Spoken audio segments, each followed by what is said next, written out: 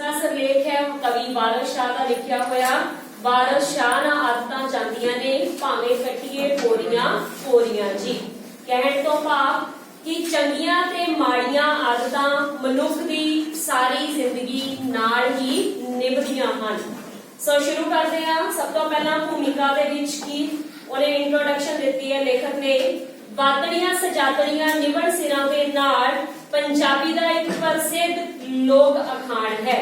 ठीक है, अखान सारिਆਂ ਨੂੰ पता ही है कि ਉਹ ਕਹਾਵਤਾਂ ਜਿਹੜੀਆਂ ਲੋਕਾਂ ਦੇ ਮੂੰਹ ਤੇ ਚੜੀਆਂ ਹੁੰਦੀਆਂ ਹਨ ਤੇ ਉਹਨਾਂ ਦੇ ਰਾਹੀਂ ਕਿਸੇ ਨੂੰ ਕੋਈ ਨਾ ਕੋਈ ਸਿੱਖਿਆ ਦਿੱਤੀ ਜਾਂਦੀ ਹੈ। सरल ਅਤੇ ਠੇਠ ਸ਼ਬਦਾਂ ਵਿੱਚ ਇਸ ਦਾ ਭਾਵ ਇਹ ਹੈ ਕਿ ਆਦਤਾਂ ਮਰਦੇ ਦਮ ਤੱਕ ਆਦਮੀ ਦੇ ਨਾਲ ਜਾਂਦੀਆਂ ਹਨ। ਮਨੁੱਖ ਇਹਨਾਂ ਤੋਂ ਕਦੇ ਵੀ ਛੁਟਕਾਰਾ ਨਹੀਂ ਪਾ ਸਕਦਾ। ਜਿਵੇਂ ਰੇਤ ਉੱਤੇ ਤੁਰਿਆਂ ਪੈਰਾਂ ਦੇ ਨਿਸ਼ਾਨ ਰਹਿ ਜਾਂਦੇ ਹਨ, ਤਿਵੇਂ ਹੀ ਕੰਮ ਕੀਤਿਆਂ ਉਸ ਦਾ ਸੰਸਕਾਰ ਮਨ ਉੱਤੇ ਰਹਿ ਜਾਂਦਾ ਹੈ। ਸੋ ਲੇਖਕ ਨੇ ਉਦਾਹਰਨ ਦਿੱਤੀ ਹੈ ਰੇਤ ਦੀ ਕਿ ਜਿੱਦਾਂ ਜਿੱਦਾਂ ਵਿਅਕਤੀ ਮਿੱਟੀ ਤੇ ਰੇਤ ਤੇ ਤੁਰਿਆ ਜਾਂਦਾ ਹੈ ਤੇ ਆਪਣੇ ਪੈਰਾਂ ਦੇ ਨਿਸ਼ਾਨ ਛੱਡ ਜਾਂਦਾ ਹੈ। ਠੀਕ ਉਸੇ ਤਰ੍ਹਾਂ ਜ਼ਿੰਦਗੀ ਦੇ ਵਿੱਚ ਜਿਉਂ-ਜਿਉਂ ਆਪਣੇ ਕੰਮ ਕਰਦਾ ਜਾਂਦਾ ਹੈ, ਵਿਵਹਾਰ ਕਰਦਾ ਜਾਂਦਾ ਲੋਕਾਂ ਦੇ ਨਾਲ, ਉਹਦੀ ਛਾਪ ਜਿਹੜੀ ਹੈ ਉਹ ਲੋਕਾਂ ਦੇ ਮਨਾਂ ਤੇ ਰਹਿ ਜਾਂਦੀ ਹੈ। ਉਸ ਕੰਮ ਨੂੰ ਬਾਰ-ਬਾਰ ਕੀਤਿਆਂ ਉਹ ਸੰਸਕਾਰ ਵੀ ਪੱਕਾ ਹੋ ਜਾਂਦਾ ਹੈ। ਕਿਹੜਾ ਸੰਸਕਾਰ? ਜਿਹੜੇ ਅਸੀਂ ਰੋਜ਼ਾਨਾ ਦੇ ਕਾਰ ਵਿਹਾਰ ਦੇ ਵਿੱਚ ਕਰਦੇ ਹਾਂ। ਇਹਨਾਂ ਪੱਕੇ ਹੋਏ ਸੰਸਕਾਰਾਂ ਨੂੰ ਹੀ ਆਦਤਾਂ ਕਿਹਾ ਜਾਂਦਾ ਹੈ। ਮਨੁੱਖ ਦੀ ਹਰ ਆਦਤ ਕਿਸੇ ਲਾਲਚ, ਬਾਹਰੀ ਡਰ ਜਾਂ ਉਮੀਦ ਦੇ ਅਸਰ ਹੇਠ ਕਿਸੇ ਕਿਰਿਆ ਦੀ ਬਾਰ-ਬਾਰ ਕਰਨ ਵਜੋਂ ਉਤਪੰਨ ਹੁੰਦੀ ਹੈ ਅਤੇ ਹੌਲੀ-ਹੌਲੀ ਦਰਖਤ ਦੀਆਂ ਜੜ੍ਹਾਂ ਵਾਂਗ ਪਕੜ ਬਣਾ ਲੈਂਦੀ ਹੈ। ਇਹ ਆਦਤਾਂ ਜਨਮ ਕਿੱਥੋਂ ਲੈਂਦੀਆਂ ਹਨ? ਅੰਡਰਲਾਈਨ ਦਿਸ ਪੁਆਇੰਟ ਕਿ ਜਾਂ ਤਾਂ ਮਨੁੱਖ ਦੇ ਮਨ ਦੇ ਵਿੱਚ ਕੋਈ ਲਾਲਚ ਹੁੰਦਾ ਹੈ। ਠੀਕ ਹੈ, ਲਾਲਚ ਬਸ ਆ ਕੇ ਵਿਅਕਤੀ ਕੀ ਕਰਦਾ ਆ? ਕਿਹੜੀ ਆਦਤ ਨੂੰ ਅਪਣਾ ਲੈਂਦਾ ਆ? ਚੋਰੀ ਦੀ, ਠੱਗੀ ਦੀ, ਮਾੜੀਆਂ ਆਦਤਾਂ। ਜਦੋਂ ਉਹਨੂੰ ਪਹਿਚਾਣ ਦਿੱਤੀ, ਉਹਦੇ ਅੰਦਰ ਲਾਲਚ ਪੈਦਾ ਹੋ ਗਿਆ ਕਿ ਕਿਸੇ ਨਾ ਕਿਸੇ ਤਰੀਕੇ ਮੈਂ ਇਸ ਚੀਜ਼ ਨੂੰ ਪ੍ਰਾਪਤ ਕਰਨਾ ਹੈ। ਠੀਕ ਹੈ, ਬਾਹਰੀ ਡਰ ਜਾਂ ਉਹਨੂੰ ਕਿਸੇ ਵੀ ਕਿਸਮ ਦਾ ਕੋਈ ਡਰ ਹੁੰਦਾ ਹੈ ਜਾਂ ਉਮੀਦ, ਤੇ ਉਹਦੀਆਂ ਉਮੀਦਾਂ ਇੰਨੀਆਂ ਕੁ ਉਹਨੇ ਵਧਾਈਆਂ ਹੁੰਦੀਆਂ ਹਨ ਜਿਨ੍ਹਾਂ ਨੂੰ ਪੂਰੇ ਕਰਨ ਲਈ ਉਹ ਕੋਈ ਨਾ ਕੋਈ ਸਿੱਧਾ ਜਾਂ ਅਸਿੱਧਾ ਢੰਗ ਤਰੀਕਾ ਅਪਣਾਉਂਦਾ ਹੈ। ਆਦਤ ਅਤੇ ਆਚਰਣ। ਆਦਤਾਂ ਤੇ ਮਨੁੱਖ ਦੇ ਆਚਰਣ ਦਾ, ਕਰੈਕਟਰ ਦਾ ਆਪਸ ਦੇ ਵਿੱਚ ਕੀ ਸੰਬੰਧ ਹੈ? ਆਦਤਾਂ ਬਹੁਤ ਹੱਦ ਤੱਕ ਮਨੁੱਖ ਦੇ ਸੁਭਾਅ ਅਤੇ ਆਚਰਣ ਦੀ ਤਸਵੀਰ ਹੁੰਦੀਆਂ ਹਨ। ਠੀਕ ਹੈ ਜੀ, ਆਦਤਾਂ ਤੋਂ ਹੀ ਮਨੁੱਖ ਦੇ ਅਸੀਂ ਆਚਰਣ ਦਾ ਪਤਾ ਲਗਾ ਸਕਦੇ ਹਾਂ। ਕਿਵੇਂ ਲਗਾਉਂਦੇ ਆ? ਕਿ ਮਨੁੱਖ ਦੀਆਂ ਆਦਤਾਂ ਦਾ ਸਮੂਹ ਹੀ ਉਸ ਦਾ ਸੁਭਾਅ ਹੈ। ਜਿਹੋ ਜਿਹੀਆਂ ਉਹਦੇ ਅੰਦਰ ਚੰਗੀਆਂ ਜਾਂ ਮਾੜੀਆਂ ਆਦਤਾਂ ਆ, ਉਹੋ ਜਿਹਾ ਹੀ ਉਹ ਲੋਕਾਂ ਦੇ ਨਾਲ ਵਰਤਾਓ ਕਰੇਗਾ। ਸੁਭਾਅ ਦਾ ਅਕਸ ਹੀ ਉਸ ਦਾ ਆਚਰਣ ਹੈ। ਸੋ ਜਿੱਦਾਂ ਦਾ ਵਰਤਾਓ ਕਰ ਰਿਹਾ ਹੈ ਉਹ ਹੀ ਉਹਦਾ ਕਰੈਕਟਰ ਹੋਵੇਗਾ। ਠੀਕ ਹੈ, ਜੇ ਸਭ ਨਾਲ ਕਿਸੇ ਨਾਲ ਚੰਗਾ ਬੋਲਦਾ, ਮਿੱਠਾ ਬੋਲਦਾ ਤਾਂ ਅਸੀਂ ਕਹਿੰਦੇ ਕਿ ਇਹਦਾ ਕਰੈਕਟਰ ਬੜਾ ਵਧੀਆ ਆ, ਹਰ ਕਿਸੇ ਦੇ ਨਾਲ ਮਿਲਾਪੜਾ ਸੁਭਾਅ ਆ। ਤੇ ਜੇਕਰ ਉਹ ਬੰਦਾ ਕਿਸੇ ਨੂੰ ਖਿੱਚ ਕੇ ਬੋਲਦਾ, ਗੁੱਸੇ ਦੇ ਵਿੱਚ ਬੋਲਦਾ, ਹਰ ਵੇਲੇ ਲੜਾਈਆਂ ਝਗੜਿਆਂ ਦੇ ਵਿੱਚ ਵੱਧ ਚੜ ਕੇ ਹਿੱਸਾ ਲੈਂਦਾ, ਤਾਂ ਅਸੀਂ ਕਹਿੰਦੇ ਕਿ ਇਹ ਤਾਂ ਬੜਾ ਅਵਾਰਾਗਰਦੀ ਵਾਲਾ, ਗੁੰਡਾਗਰਦੀ ਵਾਲਾ ਇਨਸਾਨ ਹੈ। ਉਹਦਾ ਕਰੈਕਟਰ ਬਿਲਕੁਲ ਮਾੜੀਆਂ ਆਦਤਾਂ ਵਾਲਾ ਹੈ। ਸੋ ਕਿਸੇ ਮਨੁੱਖ ਦੀਆਂ ਆਦਤਾਂ ਤੋਂ ਹੀ ਉਸ ਦੇ ਆਚਰਣ ਦਾ ਅਨੁਮਾਨ ਲਗਾਇਆ ਜਾ ਸਕਦਾ ਹੈ। ਕਹਿਣ ਤੋਂ ਭਾਵ ਕਿ ਮਨੁੱਖੀ ਆਚਰਣ ਦਾ ਆਦਤਾਂ ਦਾ ਸਮੂਹ ਮਾਤਰ ਹੈ। ਜਿਸ ਮਨੁੱਖ ਦੀਆਂ ਆਦਤਾਂ ਚੰਗੀਆਂ ਹਨ, ਨੋਟ ਦਿਸ ਪੁਆਇੰਟ, ਜਿਸ ਮਨੁੱਖ ਦੀਆਂ ਆਦਤਾਂ ਚੰਗੀਆਂ ਹਨ ਉਹ ਉੱਚੇ ਆਚਰਣ ਦਾ ਸੁਆਮੀ ਹੈ। ਉਸ ਪਾਸੋਂ ਚੰਗੇ ਵਰਤਾਓ ਦੀ ਆਸ ਕੀਤੀ ਜਾਂਦੀ ਹੈ। ਇਹੀ ਗੱਲ ਆਪਾਂ ਪਹਿਲਾਂ ਡਿਸਕਸ ਕੀਤੀ ਆ ਕਿ ਚੰਗੀਆਂ ਆਦਤਾਂ ਜੇ ਕਿਸੇ ਦੇ ਅੰਦਰ ਹੈਗੀਆਂ ਆ, ਚੰਗਾ ਬੋਲਣਾ, ਚੰਗਾ ਅਗਲੇ ਦੇ ਨਾਲ ਵਿਵਹਾਰ ਕਰਨਾ, ਠੀਕ ਹੈ, ਤੇ ਚੰਗੇ ਕੰਮ ਕਰਨੇ, ਤਾਂ ਉਹਦਾ ਆਚਰਣ ਜਿਹੜਾ ਆ ਆਪਣੇ ਆਪ ਹੀ ਸਾਨੂੰ ਪਤਾ ਲੱਗ ਜਾਂਦਾ ਕਿ ਇਹ ਚੰਗੇ ਆਚਰਣ ਦਾ ਮਾਲਕ ਹੈ। ਬੁਰੀਆਂ ਆਦਤਾਂ ਵਾਲੇ ਮਨੁੱਖ ਨੀਵੇਂ ਆਚਰਣ ਵਾਲੇ ਹੁੰਦੇ ਹਨ। ਅਜਿਹੇ ਮਨੁੱਖਾਂ ਤੋਂ ਪਹਿਲਾਂ ਹੀ ਮਾੜੇ ਕੰਮਾਂ ਦੀ ਸੰਭਾਵਨਾ ਕੀਤੀ ਜਾਂਦੀ ਹੈ। ਭਾਵ ਜਦੋਂ ਅਸੀਂ ਗਲਤ ਆਦਤਾਂ ਵਾਲੇ ਕਿਸੇ ਵਿਅਕਤੀ ਨੂੰ ਦੇਖ ਲੈਂਦੇ ਆ ਤਾਂ ਸਾਨੂੰ ਉਹਦਾ ਅਨੁਮਾਨ ਪਹਿਲਾਂ ਹੀ ਹੋ ਜਾਂਦਾ ਹੈ, ਅੰਦਾਜ਼ਾ ਪਹਿਲਾਂ ਹੀ ਹੋ ਜਾਂਦਾ ਹੈ ਕਿ ਇਹਦਾ ਜਿਹੜਾ ਕਰੈਕਟਰ ਆ ਉਹ ਸਹੀ ਨਹੀਂ ਹੈ। ਕਹਿਣ ਤੋਂ ਭਾਵ ਮਨੁੱਖ ਦਾ ਬਹੁਤਾ ਜੀਵਨ ਉਸ ਦੀਆਂ ਆਦਤਾਂ ਦੇ ਧੁਰੇ ਦੁਆਲੇ ਹੀ ਘੁੰਮਦਾ ਹੈ। ਭਾਵ ਸਾਰਾ ਜੀਵਨ ਮਨੁੱਖ ਦਾ ਜਿਹੜਾ ਹੈ ਚੰਗੀਆਂ ਮਾੜੀਆਂ ਆਦਤਾਂ ਦੇ ਆਲੇ ਦੁਆਲੇ है। आदतां दा मुੱਢ शुरुआत कित्थों हुंदी है? मुੱਢ तो भाव है शुरुआत। आदतां पैंदियां कदों ने? आदतां दा मुੱਢ बचपन विच ही बजना शुरू हो जाता है।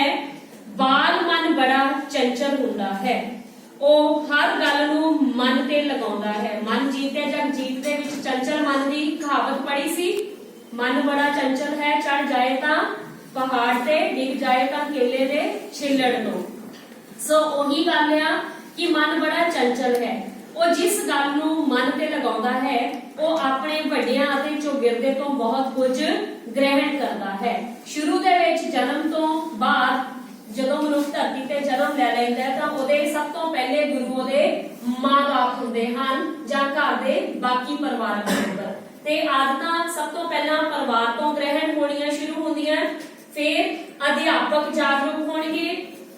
ਜੇ ਇਸ ਸਮੇਂ ਮਾਂ-ਬਾਪ ਅਤੇ ਅਧਿਆਪਕ ਜਾਗਰੂਕ ਹੋਣਗੇ ਤਾਂ ਬੱਚਾ ਬਹੁਤ ਕੁਝ ਚੰਗਾ ਗ੍ਰਹਿਣ ਕਰ ਲਵੇਗਾ, ਪਰ ਜੇ ਉਸ ਦੀਆਂ ਗਲਤੀਆਂ ਨੂੰ ਨਜ਼ਰਅੰਦਾਜ਼ ਕੀਤਾ ਗਿਆ ਤਾਂ ਉਹ ਵਿਗੜ ਜਾਵੇਗਾ ਅਤੇ ਇੱਕ ਸਥਿਤੀ ਅਜਿਹੀ ਆ ਜਾਵੇਗੀ ਕਿ ਉਸ ਨੂੰ ਸੁਧਾਰਨਾ ਮੁਸ਼ਕਿਲ ਹੋ ਜਾਵੇਗਾ। ਸੋ ਲੇਖਕ ਦਾ ਕਹਿਣ ਤੋਂ ਭਾਵ ਕਿ ਆਦਤਾਂ ਦੀ ਸ਼ੁਰੂਆਤ ਘਰ ਤੋਂ ਹੁੰਦੀ ਹੈ। ਘਰ ਦੇ ਵਿੱਚ ਮਾਪਿਆਂ ਦਾ ਫਰਜ਼ ਹੈ ਕਿ ਬੱਚੇ ਨੂੰ ਸਹੀ ਰਾਹ ਤੇ ਲਗਾਇਆ ਜਾਵੇ ਤੇ ਹੌਲੀ-ਹੌਲੀ ਜਦੋਂ ਸਕੂਲੀ ਵਿੱਦਿਆ ਲੈਣੀ ਸ਼ੁਰੂ ਕਰ ਦਿੰਦਾ ਹੈ ਤੇ ਉੱਥੇ ਅਧਿਆਪਕਾਂ ਦਾ ਫਰਜ਼ ਬਣਦਾ ਹੈ। ਅਧਿਆਪਕਾਂ ਦਾ ਫਰਜ਼ ਹੁਣ ਬੱਚੇ ਨੂੰ ਇਹੀ ਹੈ, ਆਦਤਾਂ ਕਿਹੜੀਆਂ ਚੰਗੀਆਂ ਪਾਓਗੇ ਉਹਨਾਂ ਦੇ ਅੰਦਰ ਕਿ ਆਪਣਾ ਕੰਮ ਜਿਹੜਾ ਹੈ ਉਹ ਆਪ ਕਰਨਾ ਹੈ, ਸਮੇਂ ਸਿਰ ਕਰਨਾ ਹੈ, ਪੂਰੇ ਤੁਸੀਂ ਰੂਲਸ ਨੂੰ ਫੋਲੋ ਕਰਨਾ ਆ ਔਰ ਕਦੀ ਕਿਸੇ ਦੇ ਨਾਲ ਮਾੜਾ ਵਿਵਹਾਰ ਨਹੀਂ ਕਰਨਾ, ਕਿਸੇ ਨੂੰ ਝੂਠ ਨਹੀਂ ਬੋਲਣਾ, ਕਿਸੇ ਦੇ ਨਾਲ ਚੋਰੀ ਵਾਲੀ ਕੋਈ ਵੀ ਘਟਨਾ ਨਹੀਂ ਵਾਪਰਨੀ ਚਾਹੀਦੀ। ਇਹ ਸਾਰੀਆਂ ਆਦਤਾਂ ਬੱਚਾ ਜਿਹੜਾ ਫਿਰ ਸਕੂਲ ਦੇ ਵਿੱਚ ਗ੍ਰਹਿਣ ਕਰਦਾ ਹੈ। ਨੈਕਸਟ ਹੈ ਆਦਤਾਂ ਦਾ ਪੱਕਣਾ। ਆਦਤਾਂ ਹੌਲੀ-ਹੌਲੀ ਪੱਕ ਜਾਂਦੀਆਂ ਨੇ। ਸਾਨੂੰ ਪਤਾ ਜਿਹੜੀਆਂ ਬਚਪਨ 'ਚ ਪੈ ਗਈਆਂ ਆਦਤਾਂ ਉਹ ਫਿਰ ਬਦਲਦੀਆਂ ਨਹੀਂ। ਹੌਲੀ-ਹੌਲੀ ਆਦਤਾਂ ਪੱਕ ਜਾਂਦੀਆਂ ਹਨ। ਪੱਕੀ ਆਦਤ ਬਦਲਣੀ ਲਗਭਗ ਅਸੰਭਵ ਹੋ ਜਾਂਦੀ ਹੈ। ਇਸ ਅੱਗੇ ਬੁੱਧੀ, ਸਿਆਣਪ ਜਾਂ ਵਿਚਾਰ ਦੀ ਕੋਈ ਪੇਸ਼ ਨਹੀਂ ਚੱਲਦੀ। ਜੇਕਰ ਇੱਕ ਵਾਰੀ ਮਾੜੀ ਆਦਤ ਪੈ ਜਾਵੇ ਤਾਂ ਫਿਰ ਉੱਥੇ ਕੋਈ ਵੀ ਕਹਿੰਦੇ ਚਲਾਕੀ ਜਿਹੜੀ ਉਹ ਕੰਮ ਨਹੀਂ ਆਉਂਦੀ, ਨਾ ਸਿਆਣਪ, ਨਾ ਸਮਝ, ਨਾ ਕੋਈ ਵਿਚਾਰ ਫਿਰ ਪੇਸ਼ ਚੱਲਦੀ ਹੈ। ਹੀਰ ਰਾਂਝਾ ਕਿੱਸੇ ਦਾ ਲੇਖਕ ਵਾਰਿਸ ਸ਼ਾਹ। ਵਾਰਿਸ ਸ਼ਾਹ ਇੱਕ ਸੂਫੀ ਕਵੀ ਹੋਇਆ ਆ, ਸੂਝਵਾਨ ਚਿੰਤਕ ਅਤੇ ਦਾਰਸ਼ਨਿਕ ਵੀ ਸੀ। ਇਸ ਤੱਥ ਦੀ ਪ੍ਰੋੜਤਾ ਕਰਦਿਆਂ ਆਦਤਾਂ ਬਦਲਦੀਆਂ ਨਹੀਂ ਲਿਖਦਾ ਹੈ, ਵਾਰਿਸ ਸ਼ਾਹ ਨਾਲ ਆਦਤਾਂ ਜਾਂਦੀਆਂ ਨੇ ਭਾਵੇਂ ਕੱਟੀਏ ਪੋਰੀਆਂ ਪੋਰੀਆਂ ਜੀ। ਜਿਵੇਂ ਗੰਨੇ ਦੇ ਵਿੱਚ ਪੋਰੀਆਂ ਬਣੀਆਂ ਹੁੰਦੀਆਂ ਆ, ਪੀਸ ਬਣੇ ਹੁੰਦੇ ਆ, ਉਸੇ ਤਰ੍ਹਾਂ ਕਹਿੰਦੇ ਜਦੋਂ ਉਹਨੂੰ ਕੱਟਦੇ ਆ ਤਾਂ ਆਪਾਂ ਅਲੱਗ-ਅਲੱਗ ਕਰ ਦਈਦਾ ਆ। ਤੇ ਇਸੇ ਤਰ੍ਹਾਂ ਜੇਕਰ ਮਨੁੱਖ ਦੇ ਪੋਰੀਆਂ ਤੋਂ ਭਾਵ ਆ ਮਨੁੱਖ ਦਾ ਕੱਲਾ-ਕੱਲਾ ਅੰਗ, ਅਸੀਂ ਆ ਹੱਥ ਦੇ ਪੋਟਿਆਂ ਤੋਂ ਗਿਣਨਾ ਸ਼ੁਰੂ ਕਰੀਏ, ਜੇਕਰ ਕਹਿੰਦੇ ਏਦਾਂ ਵੀ ਮਨੁੱਖ ਨੂੰ ਵੱਢਣਾ ਸ਼ੁਰੂ ਕਰ ਦਈਏ ਨਾ, ਮਨੁੱਖ ਵੱਢ ਹੋ ਜਾਊਗਾ, ਸਾਰਾ ਖਤਮ ਹੋ ਜਾਊਗਾ ਉਹਦਾ ਸਰੀਰ, ਪਰ ਉਹਦੇ ਅੰਦਰ ਜਿਹੜੀਆਂ ਆਦਤਾਂ ਆ ਉਹ ਖਤਮ ਨਹੀਂ ਹੋਣੀਆਂ। ਆਦਤਾਂ ਜਾਂਦੀਆਂ ਨੇ ਭਾਵੇਂ ਕੱਟੀਏ ਪੋਰੀਆਂ ਪੋਰੀਆਂ ਜੀ। ਮਨੁੱਖ ਨੂੰ ਚਾਹੇ ਟੋਟੇ-ਟੋਟੇ ਕਰਕੇ ਕਹਿੰਦੇ ਮਾਰ ਦਿਓ, ਪਰ ਅੰਦਰ ਦੀਆਂ ਆਦਤਾਂ ਖਤਮ ਨਹੀਂ ਹੋਣਗੀਆਂ। ਸਥਿਰਤਾ, ਸਥਿਰਤਾ, ਸਥਾਈਪਨ ਕਿਵੇਂ ਰਹਿੰਦਾ ਹੈ ਇਹਨਾਂ ਦੇ ਵਿੱਚ। ਸ਼੍ਰੋਮਣੀ ਕਿੱਸਾਕਾਰ, ਸ਼੍ਰੋਮਣੀ ਸਭ ਤੋਂ ਪਹਿਲਾਂ ਵਾਰਿਸ ਸ਼ਾਹ ਨੇ ਮਨੁੱਖੀ ਸੁਭਾਅ ਤੇ ਆਦਤਾਂ ਬਾਰੇ ਦਿੱਤੀ ਟਿੱਪਣੀ ਅਟਲ ਸੱਚਾਈ ਹੋਣ ਕਾਰਨ ਲੋਕਾਂ ਦਾ ਇਹ ਅਖਾਣ ਬਣ ਗਈ ਹੈ। ਸੋ ਇਹ ਵੀ ਇੱਕ ਅਖਾਣ ਦੇ ਰੂਪ ਦੇ ਵਿੱਚ ਲੋਕਾਂ ਦੇ ਮੂੰਹ ਤੇ ਚੜੀ ਹੋਈ ਕਹਾਵਤ ਹੈ। ਮਨੁੱਖ ਆਪਣੀਆਂ ਆਦਤਾਂ ਚਾਹੁੰਦਾ ਹੋਇਆ ਵੀ ਲੁਕਾ ਨਹੀਂ ਸਕਦਾ। ਸਮਾਜ ਦਾ ਡਰ ਅਤੇ ਸਰਕਾਰ ਦਾ ਦੰਡ ਆਦਤ ਬਦਲ ਨਹੀਂ ਸਕਦਾ। ਭੈੜੀਆਂ ਆਦਤਾਂ ਕਾਰਨ ਮਨੁੱਖ ਆਪ ਹੀ ਦੁਖੀ ਨਹੀਂ ਹੁੰਦਾ, ਸਗੋਂ ਆਪਣੇ ਆਲੇ ਦੁਆਲੇ ਨੂੰ ਵੀ ਦੁਖੀ ਕਰਦਾ ਹੈ। ਸੋ ਇਹ ਕੁਦਰਤੀ ਹੈ, ਸਾਨੂੰ ਪਤਾ ਹੀ ਹੈ ਸਭ ਨੂੰ ਕਿ ਜੇਕਰ ਮਾੜੀ ਆਦਤ ਆ ਉਹਦੇ ਨਾਲ ਅਸੀਂ ਦੂਸਰਿਆਂ ਨੂੰ ਤਾਂ ਪਰੇਸ਼ਾਨ ਕਰਾਂਗੇ ਨਾਲ ਆਪ ਵੀ ਪਰੇਸ਼ਾਨ ਹੁੰਦੇ ਆ। ਕਦੋਂ ਹੁੰਦੇ ਆ? ਜਦੋਂ ਅਸੀਂ ਕਿਸੇ ਦਾ ਜਾਣ ਬੁੱਝ ਕੇ ਦਿਲ ਦੁਖਾ ਦਿੱਤਾ ਤਾਂ ਕਿਤੇ ਨਾ ਕਿਤੇ ਜਾ ਕੇ ਸਾਨੂੰ ਜ਼ਰੂਰ ਇਹ ਰਿਅਲਾਈਜ਼ ਹੁੰਦਾ ਹੈ ਕਿ ਅਸੀਂ ਅੱਜ ਕਿਸੇ ਨੂੰ ਮਾੜਾ ਚੰਗਾ ਬੋਲਿਆ ਹੈ। ਉਹ ਆਪਣੇ ਆਲੇ ਦੁਆਲੇ ਵਿੱਚ ਨਫ਼ਰਤ ਦਾ ਪਾਤਰ ਬਣ ਜਾਂਦਾ ਹੈ ਤੇ ਉਹਨਾਂ ਤੋਂ ਛੁਟਕਾਰਾ ਚਾਹੁੰਦਾ ਹੈ ਪਰ ਅਸਫਲ ਰਹਿੰਦਾ ਹੈ। ਲੋਕ ਅਖਾਣ ਹੈ, ਲੇਖਕ ਨੇ ਫਿਰ ਇੱਥੇ ਇੱਕ ਅਖਾਣ ਦੇ ਰਾਹੀਂ ਸਿੱਖਿਆ ਦੇਣ ਦੀ ਕੋਸ਼ਿਸ਼ ਕੀਤੀ ਹੈ, ਉਹ ਵੀ ਆਦਤਾਂ ਦੇ ਨਾਲ ਹੀ ਹੈ। ਜ਼ਹਿਮਤ ਜਾਂਦੀ ਦਾਰੂਆਂ ਆਦਤ ਸਿਰ ਦੇ ਨਾਲ। ਸੋ ਕਹਿੰਦੇ ਕਿ ਜਦੋਂ ਨਫ਼ਰਤ ਦਾ ਪਾਤਰ ਬਣ ਜਾਂਦਾ ਹੈ छुटकारा पाउण दी कोशिश करदा है पर वो असंभव हो जाता है। जहमत, जहमत तो भाव है बीमारी, जिहड़ा अखाण दिता होया जहमत तो भाव नोट कर लिया करो, लिख लिया करो कॉपी दे बुक दे ऊपर। जहमत बीमारी, दारू इलाज, दवाई, ठीक है कि दवाई दे नाल बीमारी तां खत्म की जा सकती है पर आदतां नूं मौके के अनुसार खत्म नहीं किया जा सकता है। आदत जिहड़ी ओह सिर दे नाल ही जाती है पर सारी उम्र जिंदगी दे नाल ही मिलती है, चाहे चंगी होवे जां माड़ी। नीचे ओहदा अर्थ दिता होया अर्थात शरीरक रोग दा दुआ दुआरूता है पर जिस नाल शरीर मुड़ तंदुरुस्त हो जाता है पर आदत अंत तक नाल निभदी है। बलवान इच्छा ते आदतां। अगला पैरा कि हुण मनुख दे अंदर जेकर इच्छा शक्ति है, मनोबल उच्चा है तां किसी हद तक असीं इन्हां तों छुटकारा भी पा सकते हां।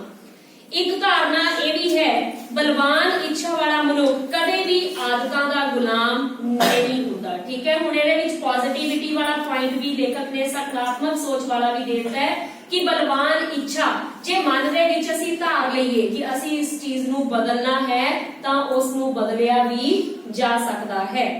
जद वो चाहे अपनियां भैड़ियां आदतां तो छुटकारा पा सकता है, जदों उसके मन विच भैड़ी आदत प्रति घृणा जाग पवे, घृणा मतलब नफरत, तां उसनूं किसी चंगे व्यक्ति का साथ मिल जावे तां उसदे विच जीवन नूं चंगा बनाउण दी इच्छा जाग पवे तां वो कोई भी माड़ी आदत का त्याग कर सकता है।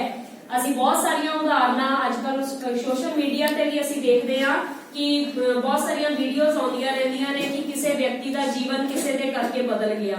ठीक है, तो पहला एक मुंडे की वीडियो आउंदी हुंदी सीगी कि वो बहुत नशियां दे विच लग चुका सीगा, फिर वो किसी सरदार अमृत छके बंदे दे कंटैक्ट दे विच आया, जिस तो बाद उसने शायद ਜਿਹੜੇ पंच ककार सीगे कड़ा पाउणा शुरू कर दिता, दाढ़ी केस रख ले, सिर ते पग बन्नणी शुरू कर दित्ती ते वो काम भी नहीं सी करदा हुंदा। एक मुंडे दी वीडियो मैं खुद देखी हुई है ते फिर वो मतलब सिੱਖੀ ਸਰੂਪ बन गया अपने आप दे विच। ਉਹਨੇ ਪਹਿਲਾਂ शक्ल सुधारी, इंप्रूव कीता, नशे छड्डे, काम भी नहीं सी करदा, फिर ਉਹਨੇ बर्गरां दी रेड़ी लगा लई ते ਜਿਹੜਾ कड़ा हत्थ च पाया होया सी ना उस कड़े दे नाल ਉਹ 버ਗਰ ਦੀ ਟਿੱਕੀ ਨੂੰ ਜਿੱਦਾਂ ਬਣਾਉਂਦਾ ਆ, ਵਿੱਚ ਰੱਖ ਕੇ ਟਿੱਕੀ ਆਟਾ ਰੱਖ ਕੇ ਤੇ ਉਹ ਟਿੱਕੀ ਬਣਾਉਂਦਾ ਤੇ ਉਹਨੂੰ ਸ਼ਾਇਦ ਟਾਈਟਲ ਨੀਚੇ ਸੀਗਾ ਵੀਡੀਓ ਦਾ ਕਿ ਕੜੇ ਵਾਲੇ 버ਗਰਾਂ ਦਾ ਫੇਮਸ ਵਿਅਕਤੀ, ਕੁਝ ਇਦਾਂ ਦਾ ਵੀਡੀਓ ਦਾ ਟਾਈਟਲ ਦਿੱਤਾ ਹੋਇਆ ਸੀ।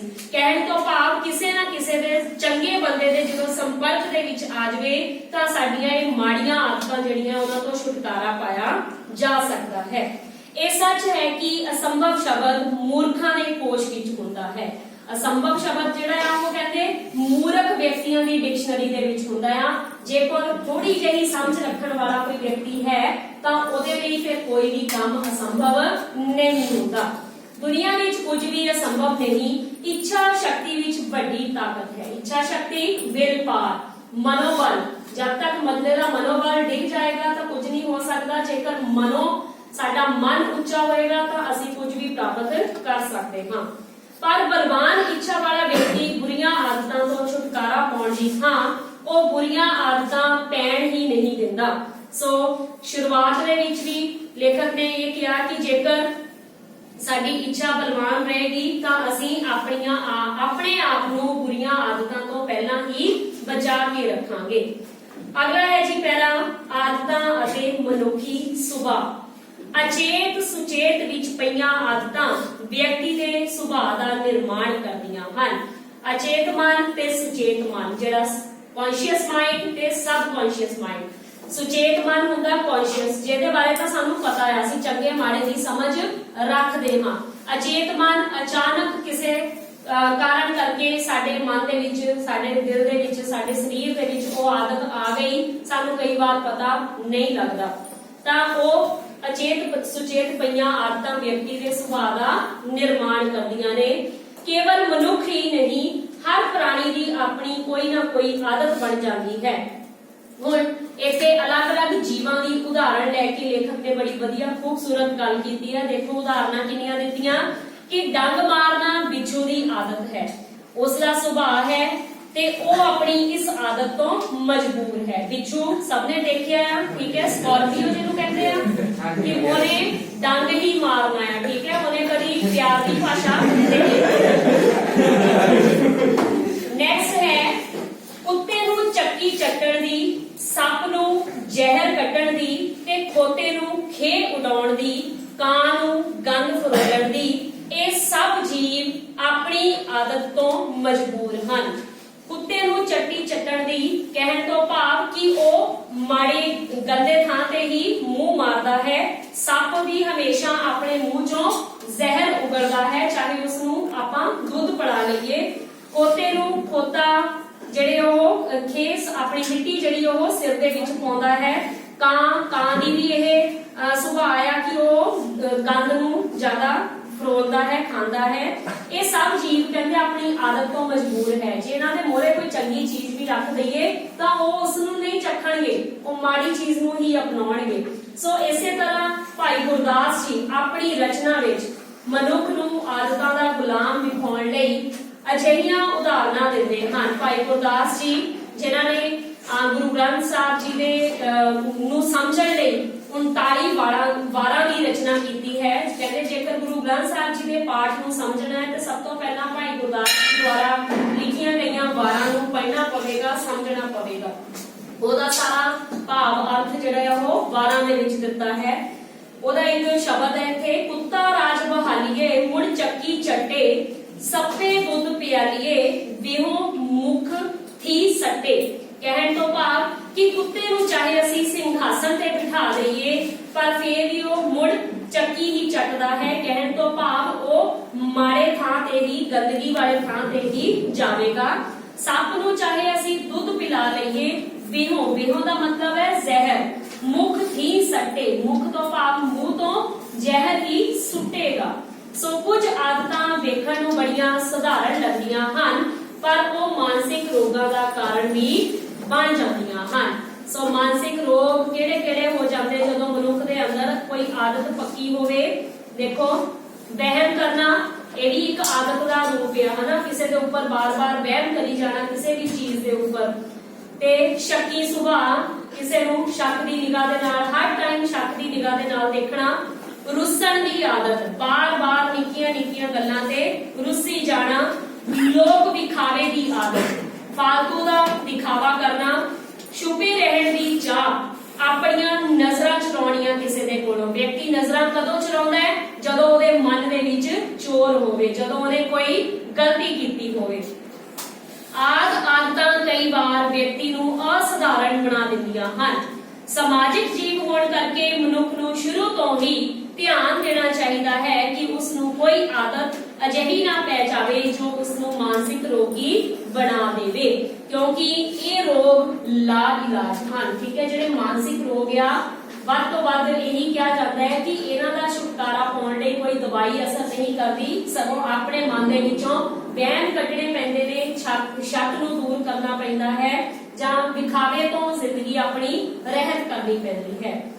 ਸੋ ਵਹਿਮ ਦਾ ਕੋਈ ਇਲਾਜ ਨਹੀਂ, ਲੋਕ ਵਿਚਾਰ ਇਸ ਦੀ ਪੁਸ਼ਟੀ ਕਰਦਾ ਹੈ ਕਿ ਇਸ ਨੂੰ ਸਿਧਾਂਤ ਨੂੰ ਸਾਬਤ ਕੀਤਾ ਗਿਆ ਕਿ ਵਹਿਮ ਦਾ ਕੋਈ ਵੀ ਡਾਕਟਰੀ ਇਲਾਜ ਨਹੀਂ ਹੈ। ਸਾਰਾਂਸ਼ ਅਖੀਰ ਦੇ ਵਿੱਚ ਹੁਣ ਲੇਖਕ ਕੀ ਕਹਿ ਰਿਹਾ ਹੈ ਕਿ ਚੰਗੇ ਵਿਅਕਤੀ ਆਪਣੀ ਚੰਗਿਆਈ ਅਰਥਾਤ ਚੰਗੀਆਂ ਆਦਤਾਂ ਨਹੀਂ ਛੱਡਦੇ।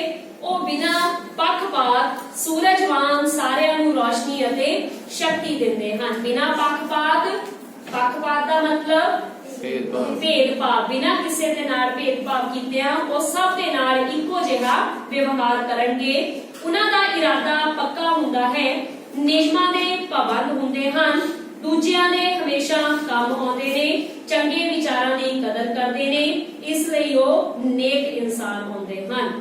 ਨੇਕ ਇਨਸਾਨ ਬਣਨ ਲਈ ਸਾਨੂੰ ਵੀ ਚਾਹੀਦਾ ਹੈ ਕਿ ਬਚਪਨ ਤੋਂ ਹੀ ਆਪਣੇ ਚੌਗਿਰਦੇ ਵਿੱਚੋਂ ਚੰਗੀਆਂ ਆਦਤਾਂ ਗ੍ਰਹਿਣ ਕਰੀਏ ਅਤੇ ਮਾੜੀਆਂ ਆਦਤਾਂ ਨਾ ਪੈਣ ਦੇਈਏ।